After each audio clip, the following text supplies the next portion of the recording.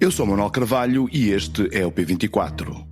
O erro da BBC e a nova e esperada vaga de ataque ao jornalismo. Are you going ahead and suing the BBC? Well, I guess I have to. Why not? Because they defrauded the public, and they've admitted it, and their top echelon. Director General and the CEO This both is resigned. within one of our great allies. They actually changed my January 6th speech, which was a beautiful speech, which was a very calming speech, and they made it sound radical. And they actually changed it. What they did was rather incredible. Donald Trump, em entrevista à estação de televisão norte-americana Fox. Eles, a BBC, alteraram o meu discurso no dia 6 de janeiro de 2021, que foi um discurso lindo, que foi um discurso muito calmo e fizeram-no parecer radical.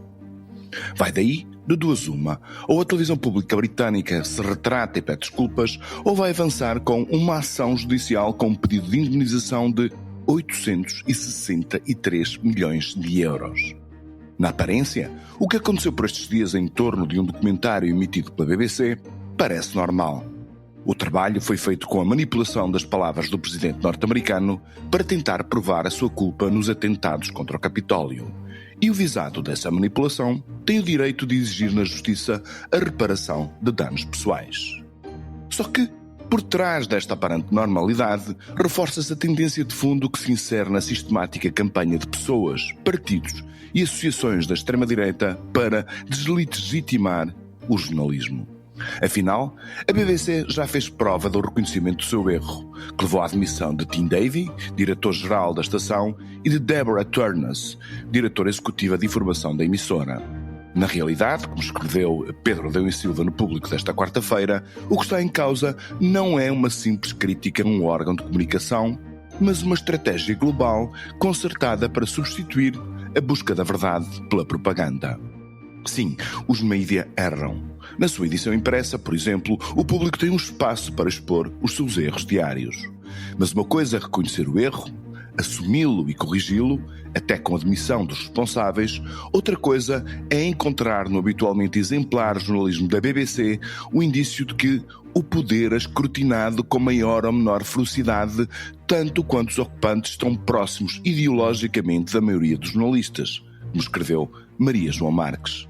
Para falarmos sobre a campanha de descredibilização do jornalismo que assume um papel estratégico no discurso de Viktor Orbán ou Donald Trump, convidamos Felisbela Lopes, doutorada em Ciências da Comunicação pela Universidade do Minho e professora catedrática do Instituto de Ciências Sociais da mesma universidade. Este é o P24 e o seu dia começa aqui. Viva Felisbela Lopes, muito obrigado por estares aqui connosco no P24. Comecemos pelo princípio. Como avalias este erro da BBC? Como grave, acredito eu. É um erro grave, é um erro que não deveria ter acontecido.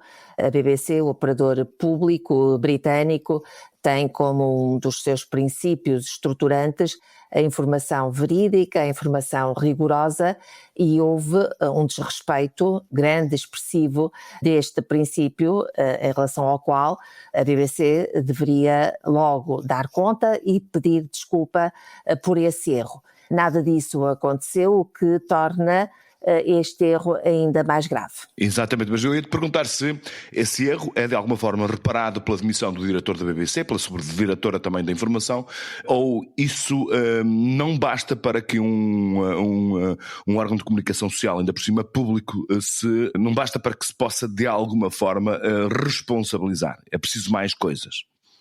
Ao longo destes anos, a BBC tem acumulado, ao nível da informação jornalística, diversos erros, como todos os órgãos de comunicação social. Claro. São feitos por pessoas, portanto nós estamos perante uma informação construída, é isso que caracteriza o jornalismo, é uma informação construída que segue princípios que garantem a verdade, o rigor, mas há falhas, e as falhas acontecem nos operadores públicos, que têm princípios mais rigorosos, como acontecem em projetos privados. No caso do operador público britânico, os erros acumularam-se ao longo dos anos e não houve demissões assim, em duplicado, se quisermos aqui dizer isto. Portanto, poderia ter sido suficiente, mas não é, ainda podemos usar o presente, porque há aqui um ambiente muito particular e acumulam-se aqui várias variáveis que convém ponderar.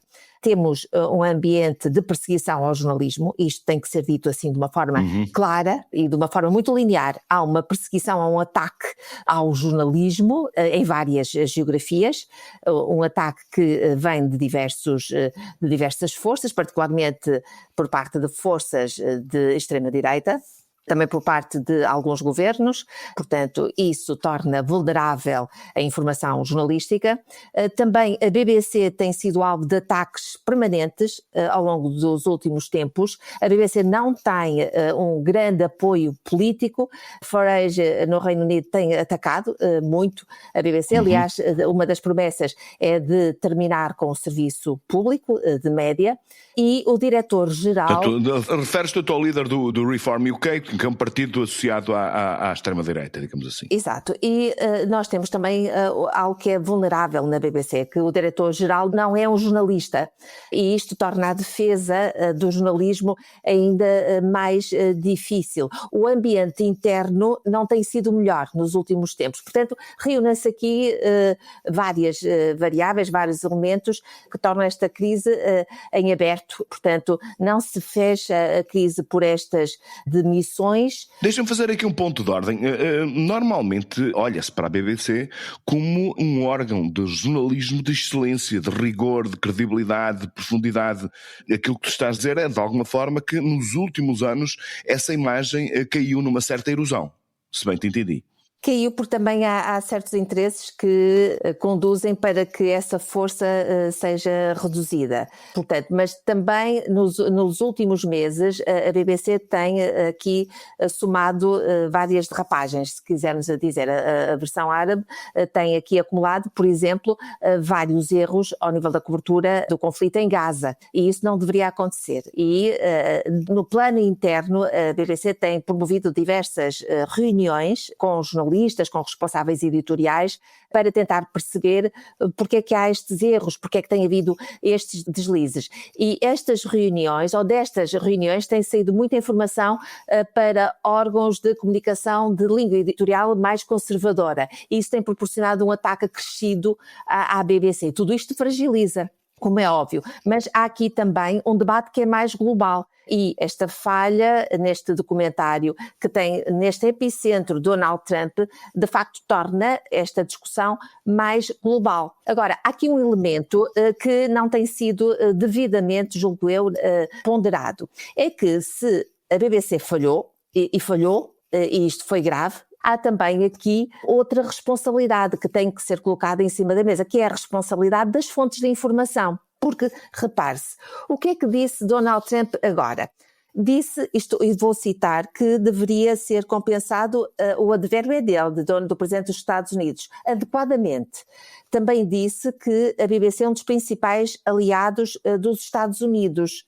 É esta a ideia que o presidente norte-americano tem de um operador público, um dos principais aliados dos Estados Unidos, e deve receber uma compensação adequada, mas disse que o discurso que proferiu, e estou a citar, caracterizou como lindo, foi este o adjetivo que utilizou, e disse que a cobertura da BBC fez parecer aquilo que fez nada radical.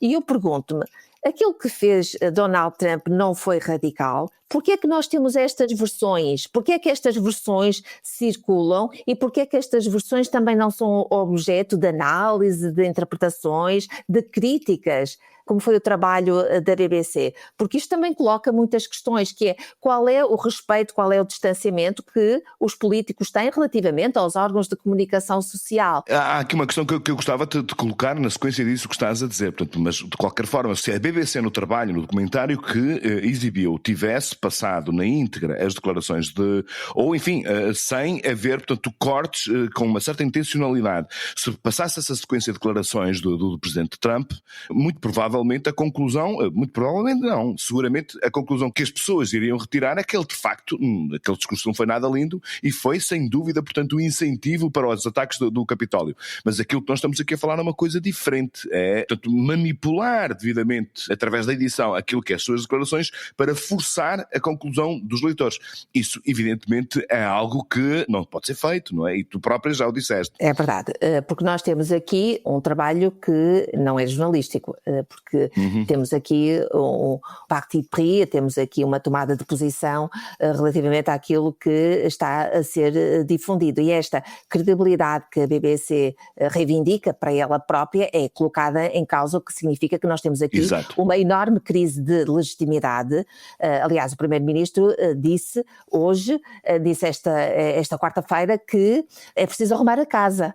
E está a dar vários sinais para o interior da BBC, porque há esta crise de legitimidade a que se soma também uma crise de identidade e juntas estas duas crises são explosivas para o futuro do serviço público. Como é óbvio, nós temos aqui uma dificuldade enorme, porque quem irá tomar o cargo do diretor-geral da BBC tem aqui um trabalho hercúleo para restabelecer. E uma pressão enorme. E uma pressão enorme em cima da... Mas tu há pouco falavas na existência de uma estratégia global, de uma campanha global, vinda principalmente de forças, de personalidades, de instituições, de governos da extrema-direita, que para asfixiar os mídia através de ações judiciais ou campanhas de deslegitimação e descredibilização. Porque é que, enfim, na investigação académica, como é que se estabelece este nexo de causalidade? Qual é o objetivo e qual é o interesse dos partidos da extrema-direita em atacarem os mídias tradicionais, digamos assim? Esta semana o Público, e na sua versão impressa, dava conta de uma outra pressão vinda desta vez de Itália.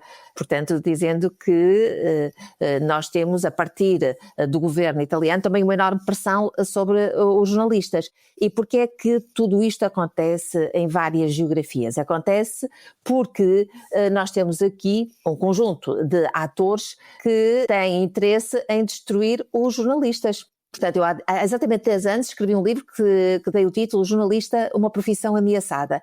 E a profissão está hoje mais ameaçada do que nunca, porque é do interesse de muitos atores, nomeadamente políticos, mas também de outros campos sociais, retirarem os jornalistas da frente, porque assim podem comunicar diretamente através das redes sociais, fazendo uma propaganda e sem mediação, e portanto podem dizer sem escrutínio, sem fontes contrastadas, sem este princípio do contraditório, podem dizer tudo aquilo que querem, inclusive, ou sobretudo, mentiras, e é isso que tem acontecido, que é um conjunto, é um proliferar de mentiras por caudais completamente descontrolados e descontroláveis, e com enorme impacto junto dos cidadãos, eu ia dizer junto dos eleitores, principalmente daqueles mais críticos ou daqueles mais jovens que têm um alto consumo de redes sociais e de conteúdos que são veiculados pelo digital. Ora, se os atores conseguirem comunicar de forma direta, sem princípio do contraditório, sem escrutínio, sem jornalistas, na verdade dizem tudo aquilo que querem, inclusive dizendo mentiras, porque não têm este confronto com a realidade. De qualquer forma, tu qual achas que é a receita mais indicada para o jornalismo se defender dessas ameaças e manter as suas funções de utilidade social, principalmente num quadro de uma democracia? A defesa do jornalismo está nos cidadãos e isso é aquilo que torna a sua defesa também mais difícil, porque os cidadãos estão completamente, na sua maioria, desinteressados da informação jornalística. Não querem pagar por conteúdos jornalísticos, portanto a informação que prolifera nas redes sociais parece ser suficiente, portanto não é nos cidadãos que o jornalismo irá encontrar a sua maior defesa. Ora, como não encontra nos cidadãos a sua maior defesa, porque eles estão entretidos com as redes sociais e com aquilo que está a circular pelas redes sociais, nós temos que ter algumas instâncias que ainda defendam o jornalismo. E aí, eu poderia dizer, temos então as instâncias de regulação, mas as instâncias de regulação em países em que nós temos políticos que estão muito interessados na destruição do jornalismo, elas também não funcionam. Portanto, nós temos que ter aqui instâncias que sejam supranacionais e que ainda defendam o jornalismo. Ou então, há países onde essa informação e essa defesa ainda se faz. E Portugal é ainda um bom exemplo da defesa do jornalismo de qualidade. O jornalismo como bem público, como a defesa de uma esfera equilibrada, pluralista. Porque se nós todos pararmos um bocadinho e pensarmos naquilo que queremos para o nosso futuro, naquilo que queremos que seja a esfera pública, aquilo que queremos que seja as nossas sociedades, não é difícil colocar ali o jornalismo como uma esfera central. E não é difícil nós percebermos que, se calhar, temos que contribuir todos um bocadinho para a construção desta esfera, porque é preciso estas instâncias mediadoras, estas pessoas atentas, porque nós damos conta no dia-a-dia que aqui e ali o jornalismo faz milagres. Nesta quarta-feira, em editorial, o Público dava um pequeno exemplo até de uma criança ao nível escolar, e isso foi feito pela intervenção do jornalismo. Ouvia hoje num dos canais de televisão uma criança que está a lutar para colocar cuidados intensivos numa unidade oncológica, cuidados intensivos destinados a crianças. Portanto, tudo isto se faz através destas esferas de mediação, através de jornalistas que estão atentos ao macroestrutural, mas também àquilo que acontece ao nível microestrutural. Ora, isto não interessa muito a estes políticos, mas interessa muito a jornalistas que tenham um bem público como fio condutor da sua atuação. E interessa sem dúvida também à sociedade. O jornalismo sem utilidade social não é jornalismo. Feliz Bela Lopes, muito obrigado por teres vindo ao P24. Foi um prazer muito grande ter-te aqui connosco. Até uma próxima. Muito obrigada, também foi um gosto. Okay, so I never wanted to talk about this time in my life because it was a very difficult time for me. But I owe it to my followers and people that support me to tell you my truth. So back in 2017, I had extremely bad mental health. And at the time I didn't realise how bad. But it was bad. A voz compungida e chorosa que acabamos de ouvir é da influencer britânica Brittany Miller, num vídeo gravado para os seus 3,5 milhões de seguidores no TikTok. Nessa gravação, Brittany assume ter guardado para si uma mentira que inventou em 2017 e pede perdão aos seus seguidores. Nesse ano, afirmou que padecia de um cancro e houve até quem organizasse uma campanha de angariação de fundos para a tratar. Não há provas que a jovem, que hoje tem 29 anos, se tenha apropriado desse dinheiro. Sabe-se sim que explorou de forma despoderada o sentimento e a empatia alheia para poder prosperar no seu negócio. Hoje, Brittany diz que o fez no quadro de grande instabilidade mental. Pode ser. Mas o seu exemplo é mais um da já longa e sórdida série de influencers que constroem carreiras milionárias mentindo, explorando a comoção das pessoas, vendendo o gato por lebre e por aí fora. Bem-vindos ao admirável mundo novo das redes sociais. O P24 regressa amanhã. Tenham um bom dia. Para não perder os novos episódios, subscreva este podcast do Público na sua aplicação preferida.